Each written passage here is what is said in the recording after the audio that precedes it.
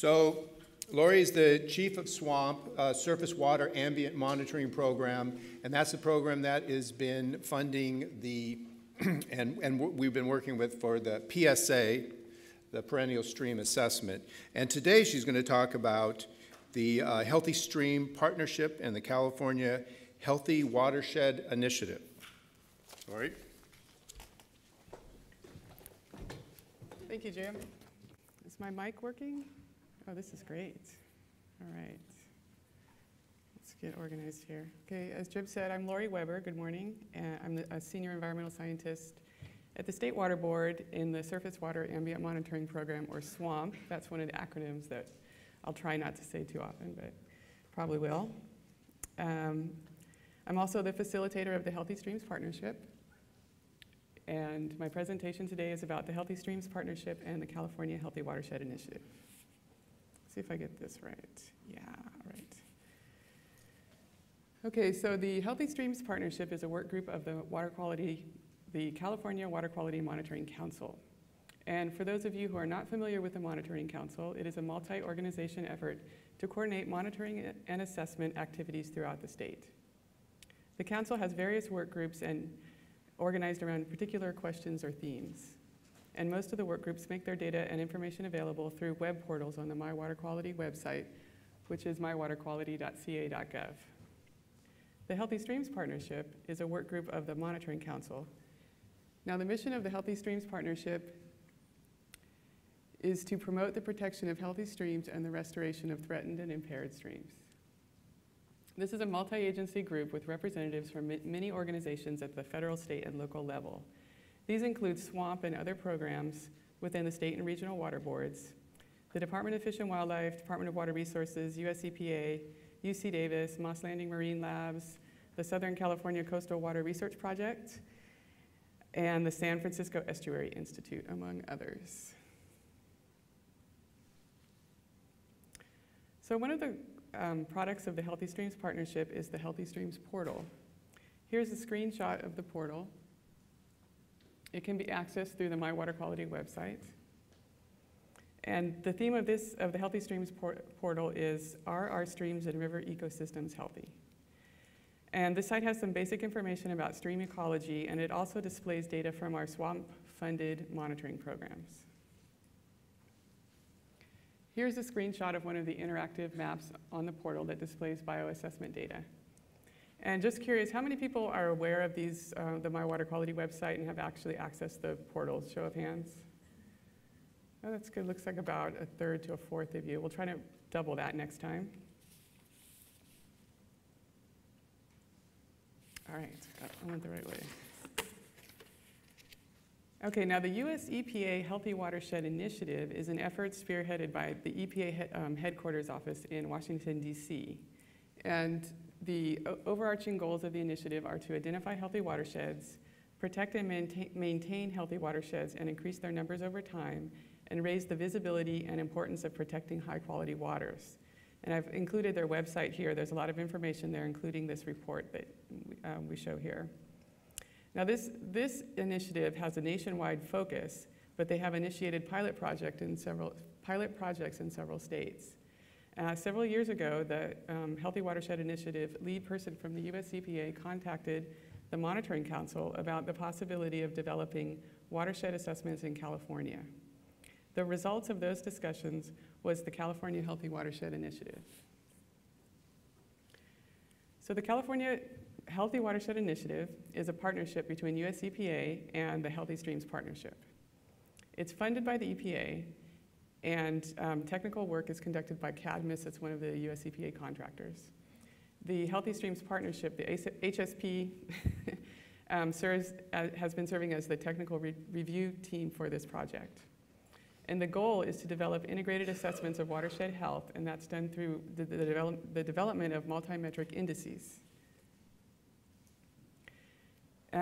Here's a list of some of the key players in the effort. This group has been meeting regularly for about the past 2 years to discuss the development of these integrated watershed assessments. Some of these names are pretty familiar to you. A lot of these people are part of the bioassessment family. And some of them are in this room at this moment, and it's good to see you all. Thank you for coming. Okay, so as I mentioned, one of the goals of this project is to develop multi-metric indices to assess watershed health. The assessment team decided to develop the indices within 3 overarching categories. Those categories are watershed condition, stream health, and watershed vulnerability. For each category, the group worked to identify and select appropriate indicators. And just a note, I'm going to use the word indicator and metric interchangeably. Once the indicators were selected, the data were compiled and assessed, and multi-metric indices were constructed. So now I'll go into a little bit more detail about the indicators that were chosen for each one of these categories. First, the watershed condition indicators. These indicators represent structural components of watershed condition or landscape condition.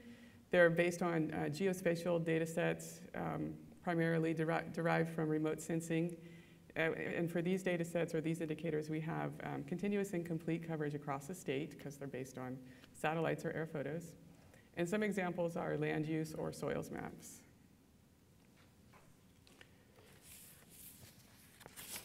The stream health indicators are characterized in stream conditions. They're field monitoring data sets, so they're based on actual field data. Some of the examples of these indicators include water quality parameters and habitat measures, which all of you have done many times, I'm sure.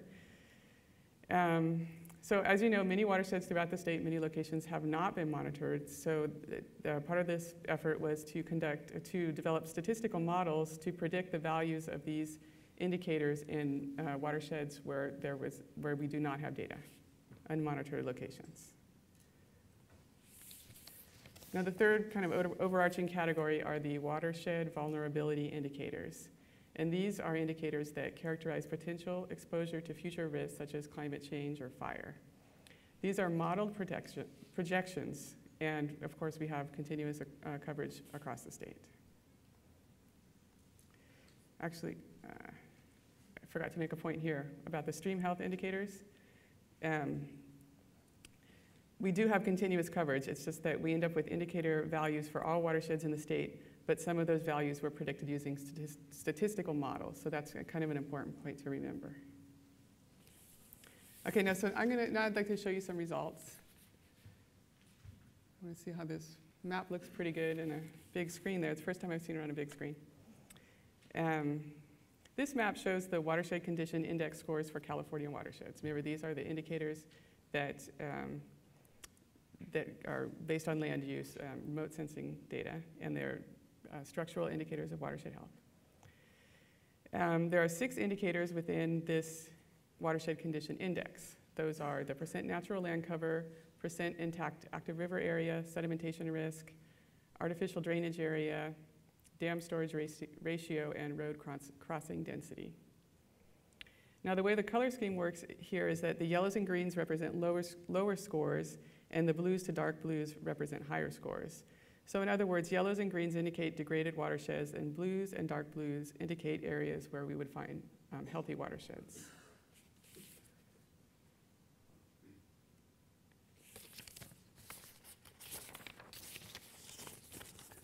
Okay, this map displays how the California watershed scored with the Stream Health Index. The indicator values were based on data collected in the field, and statistical monitoring was conducted to predict the values in unmonitored locations. As you can see, there are 2 large portions of the state that are grayed out. This represents the desert Modoc ecoregion. These areas were excluded from the analysis due to lack of sufficient field data to build the predictive models. You can see in the list here, there's 6 indicators in this index. The California Rapid Assessment Method, or this is a method for assessing wetlands. So we had data on that throughout California. The PHAB multimetric index, which is the PHAB portion, the physical habitat portion of our bioassessment protocol. And this is the multimetric index was developed based on, I think this is something that we're going to hear about later on in the, there's actually a presentation on this multimetric index, so I think it should be pretty interesting. The three water quality parameters are conductivity, nitrate, and turbidity. The values that were used were mean summer concentration, and the data were collected from CEDN, which is the California Environmental Data Exchange Network, another acronym, kind of a large database in the sky of water quality data. And then the last indicator is the California Stream Condition Index, CSCI scores. And as we discussed earlier, CSCI is our scoring tool for bioassessment data developed by Dr. Pete Odie and his group. It's the most recent, new and improved version. So the color coding on this map is the same as in the previous maps. Yellow and green represent low scores, and blue to darker blue would be higher scores. So yellow-green, kind of low stream health, healthier watersheds, blue and dark blue.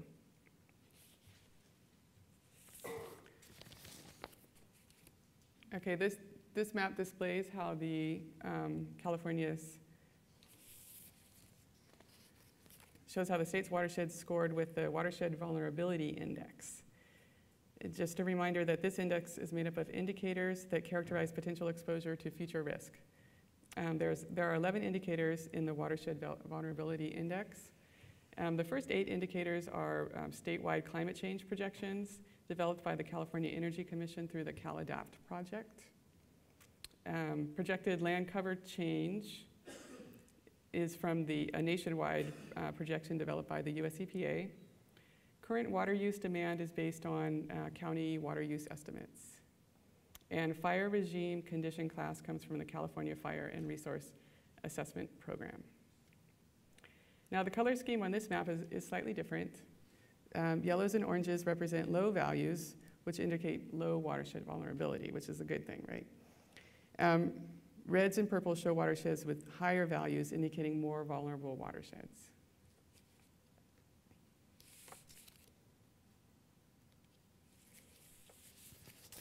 So the maps I just presented, along with much more additional information, are contained in the final report. Currently, CADMIS, this is the contractor that works with EPA, and EPA are finalizing the report with input from the Healthy Streams Partnership technical team. The assessment data are available now for use, if anybody's interested. This report will be posted, once finalized, the report will be posted in multiple locations, including the SWAMP website, the Healthy Streams Partnership Work Group page, and the Healthy Streams portal.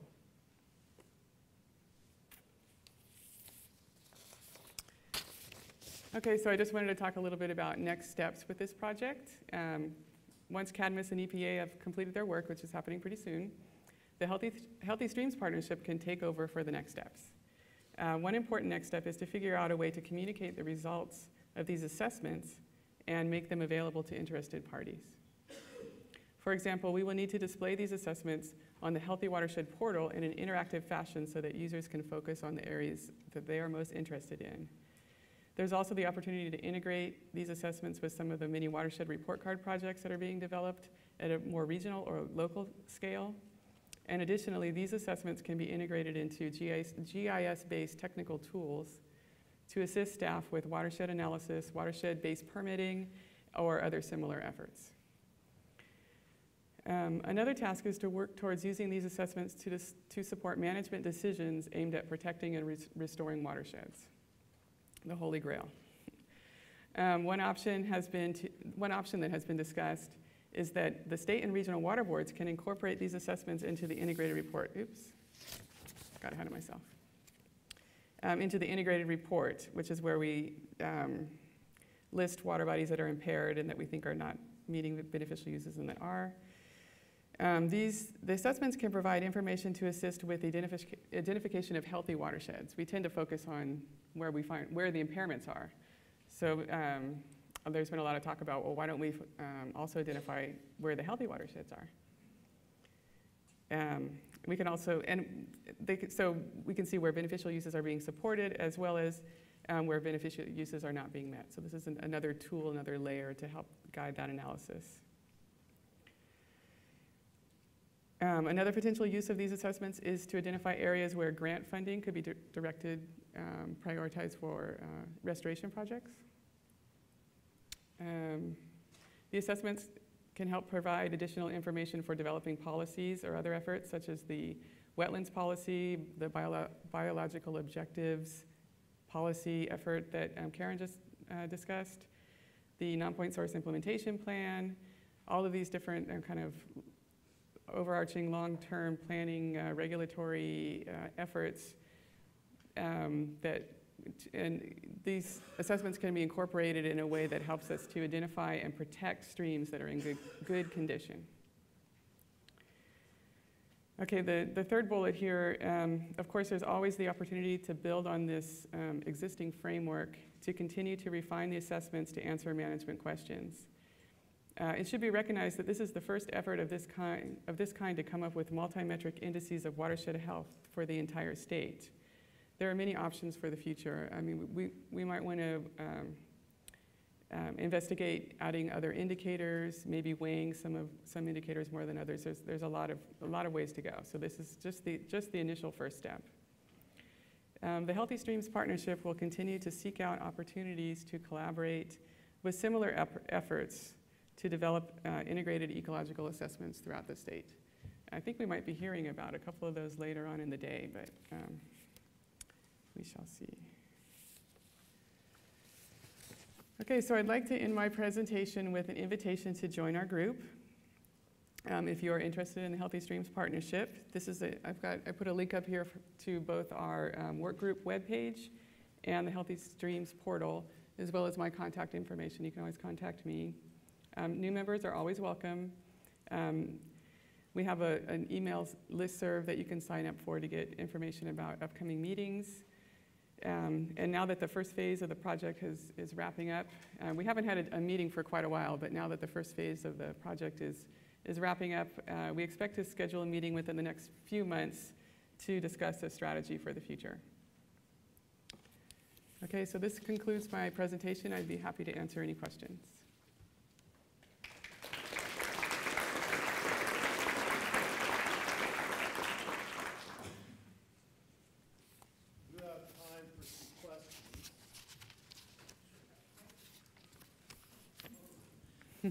Yeah, thank you.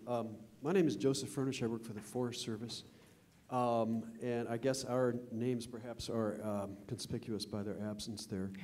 And I might also mention... We used your data, right? Excuse me? Did we use your data? Oh, yeah. Let's talk. I really would like to talk to you about this. I would just, just take this opportunity to just point out some parallel efforts. The BLM, the Conservation Success Index, Carl Stein, who's worked for a number of years for the BLM, has been working with Renee Henry, some of you know from Trout Unlimited in Berkeley, Kurt Fessenmeyer, Trout Unlimited from Boise, Idaho, and they're really compiling a lot of data as well. Of course, Peter Moyle and his group, the Pisces database for fish and so on. So we've got a lot to talk about as well. Great. I really applaud your efforts on including climate change here. I didn't hear invasive species added, as part of this. And I would simply also, I know I'm hitting a lot of points, mention one other thing. Michael Kellett and I are trying to put this together with some information. Some of you are familiar with Below the Surface. It just came out from the Nature Conservancy.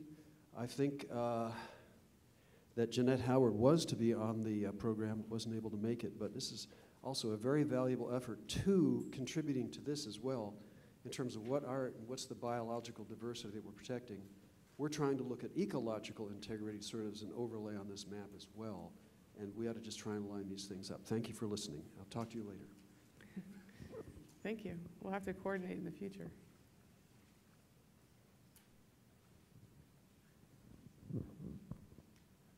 Hi, I'm just curious, has there been any talk about linking what you're doing, say, with the anti-degradation policies in the state? Like, for example, identifying high-quality water? Yes. That's one of the thoughts that we've looked into. It's always what is the mechanics of it? But the overarching question really is, how do we identify healthy watersheds and what tools do we have to protect them? And anti-degradation is one of those tools.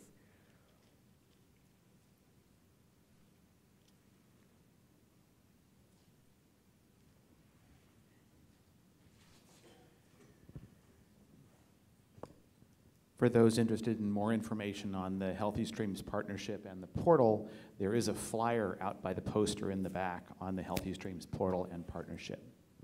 We invite more people to get involved. Thank you, John. Thank you for mentioning that. I forgot to mention that. I think there was another question. Did you?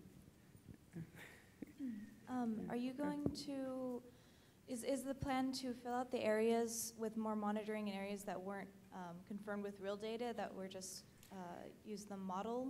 Yeah, I think that is the long-term plan, and it always comes down to, is there funding for monitoring available? So sure, we would love to have more data. And one of the recommendations in the report is to prioritize those areas for funding. So, yes. We heard earlier we heard a talk about the oil tankers and the vulnerability there. I was wondering maybe you could incorporate that into your models as well.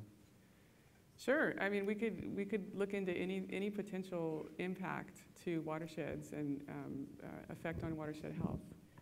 So, and that's the issue with these multi-metric indices, is that it all comes down to which indicators you pick and what you're looking at. So we've had many discussions of what to include and what not to include, and it really is a group effort.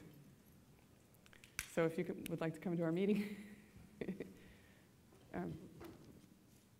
Hi.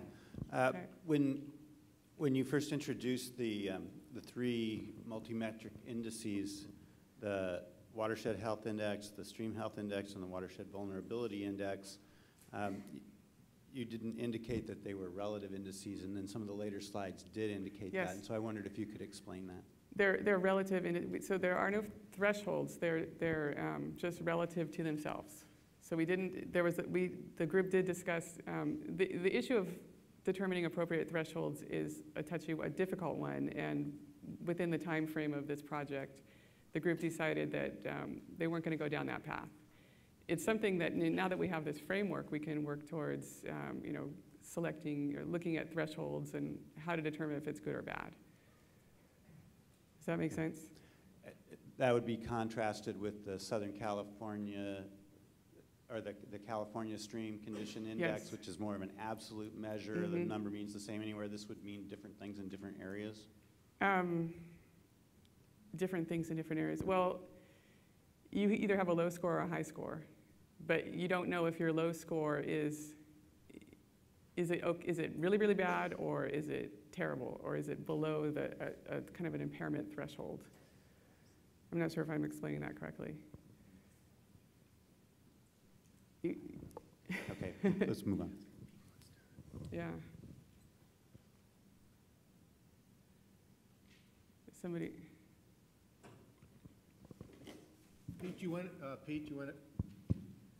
to add anything to that, or?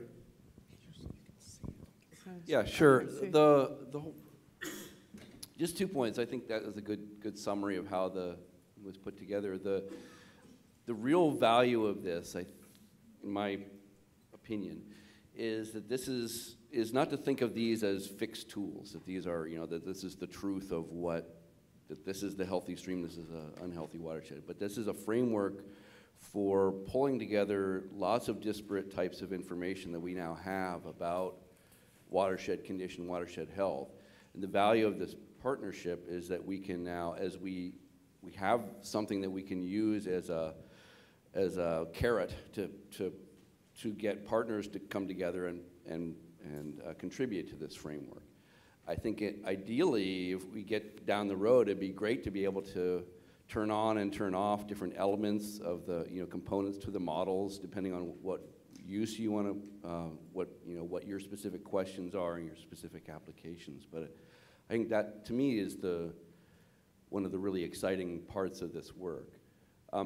Just real quickly to address the question about the relative and the difference between CSCI's consistency, statewide consistency.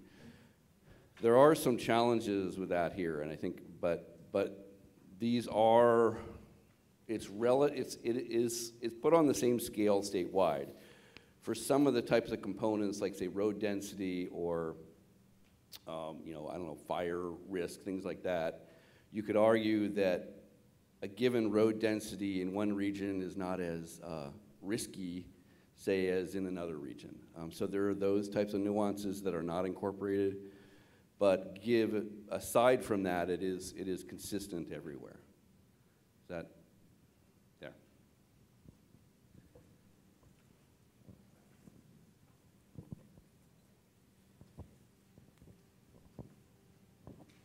Any more questions? Thank you, Lori. Thank you.